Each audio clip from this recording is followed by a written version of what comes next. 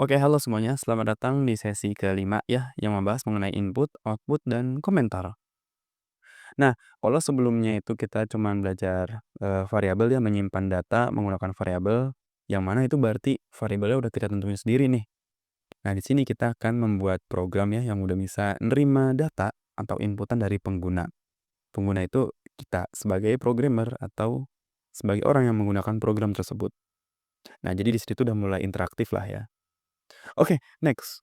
Kita lihat sini, ini ada definisi-definisinya ya. Input itu adalah data yang kita masukkan ya. Kemudian output itu keluaran yang kita dapatkan. Nah, komentar ini adalah hal atau kode yang nggak dibaca oleh program.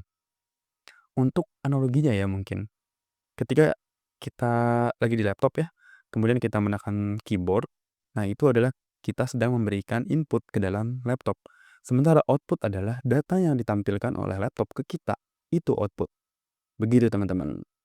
Nah, jadi untuk analogi sederhananya gitu. Oke, kita langsung cek nih, gimana sih cara kita pakai input, output, dan komentar ya. Kita bisa lihat ya di sini ada beberapa baris kode. Nah, komentar itu kan dianggap atau didefinisikan sebagai kode yang nggak dijalanin ya. Jadi bagian ini nggak dijalanin. Nah, cara menggunakan komentar itu kita ada dua cara. Pertama menggunakan simbol pagar atau hashtag ya. Kemudian kita juga bisa menggunakan simbol petik dua ya, petik dua sebanyak 3 kali. Begitu teman-teman. Ini sebagai batas atas, atas ya A, dan ini adalah batas bawah. Begitu. Bedanya apa? Kalau yang simbol pagar dia hanya untuk satu baris saja. Sementara untuk yang menggunakan simbol petik dua sebanyak 3 kali, dia itu digunain untuk komentar yang barisnya banyak teman-teman. Begitu. Gitu ya teman-teman. Kemudian untuk yang input dan output. Oke, kalau output kita udah sering menggunakannya ya. Itu ada si print ini nih. Ini adalah fungsi output. Nah, sementara untuk fungsi input, kita gampang banget teman-teman makainya. Kita tinggal menggunakan udah fungsi input. Jadi, input ini kita gunain apabila kita ingin memberikan suatu data ya, memberikan suatu data ke programnya. Misal di sini input masukkan nama.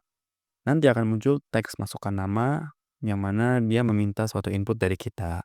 Untuk lebih jelasnya, kita lanjut langsung ke VS Code-nya teman-teman. Let's go. Oke teman-teman, kita udah ada di VS Code-nya ya. Ini masih yang kemarin. Kita hapus dulu, kita bersihin. Nah, sekarang kita ambil contoh untuk input, output, dan juga komentar. Pertama kita komentar dulu. Komentar menggunakan simbol pagar ya. Misal kita tulis, ini adalah komentar satu baris. Nah, kalau di bawahnya kita taruh lagi nih, ini juga komentar. Nah, dia nggak bisa teman-teman, dia bakal error ya, gitu. Nah, solusinya kita harus pakai simbol pagar lagi. Nah, setiap baris harus dikasih pagar nih teman-teman. Ini komentar, ini juga komentar. Nah, kalau gini kan banyak tuh jadi ribet dong. Setiap komentar kita harus ngasih simbol pagar. Itu agak susah teman-teman. Mendingan solusinya adalah kita menggunakan simbol petik 3 kali. Ini, kemudian kita tulis nih, ini adalah komentar. Ini juga komentar. Ini komentar. Ini juga. Nah, ini kalau kita jalanin, dia nggak error teman-teman. Nggak error. Karena ini dianggap sebagai komentar, ini juga komentar. Nggak ada output yang muncul ya di kodenya. Begitu teman-teman. Nah, sekarang kita langsung ke output dan input. Ini kita hapus dulu. Ini inputan. Nah, cara menggunakan input adalah kita harus menyediakan dulu variabel yang difungsikan untuk menampung inputan tersebut. Misal, angka 1, angka masukan, angka underscore masukan.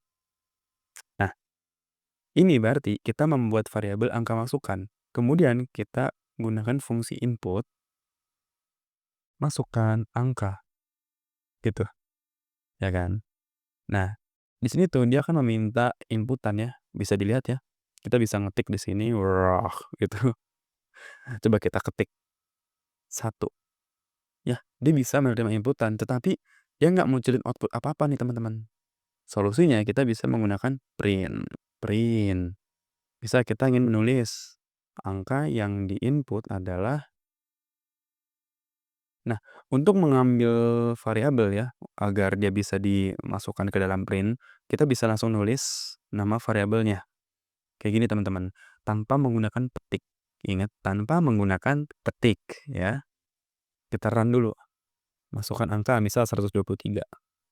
Angka yang di-input adalah 123. Nah, gimana caranya biar angka 123 ini nih, si outputnya ada di sebelah kanan. Jadi ada di sebelah kanan huruf adalah nih, atau kata adalah ya.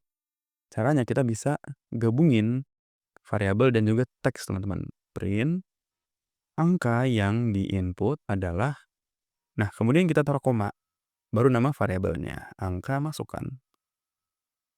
Nah, kita run nih coba. 120, 123. Kita enter, lihat yang ini dia ada di atas kan, kode yang ini nih. Kemudian ketika kita menggunakan simbol koma untuk memasukkan variabel, lihat di dalam satu baris aja, lihat dia ada di sebelah kanan. Jadi kita juga bisa memanggil suatu variabel ya di dalam print atau untuk outputnya. Begitu teman-teman. Oke, itu aja untuk input, output, dan juga komentar atau sesi ini. Kita langsung ke mini quiz. Oke semuanya, sekarang kita udah ada di mini quiz ya. Di sini tugas teman-teman adalah membuat 4 variabel ya. Kemarin kan kita udah membuat 4 variabel tuh di sesi sebelumnya. Di sini kita membuat nama, umur, tinggi badan, dan juga berat badan ya. Kemudian setelah kita membuat variabel ini, kita masukkan dengan fungsi input ya. Input yang tadi sudah kita coba tuh di sesi ngoding. Nah, sekarang kita implementasiin untuk nge-input nama, umur, tinggi badan, dan juga berat badan. Setelahnya kita gunakan output yang mana menampilkan nama ya. Ini ada nama saya Fern, berumur 19 tahun, memiliki tinggi badan segini, dan juga berat badannya segini. Begitu teman-teman. Jadi ntar yang saya garis bawah ini tuh dari variabel-variabelnya. Ini dari variabel nama gitu ya. Oke, itu aja untuk sesi kali ini. Sepertinya udah cukup ya. Dan sampai jumpa di sesi selanjutnya.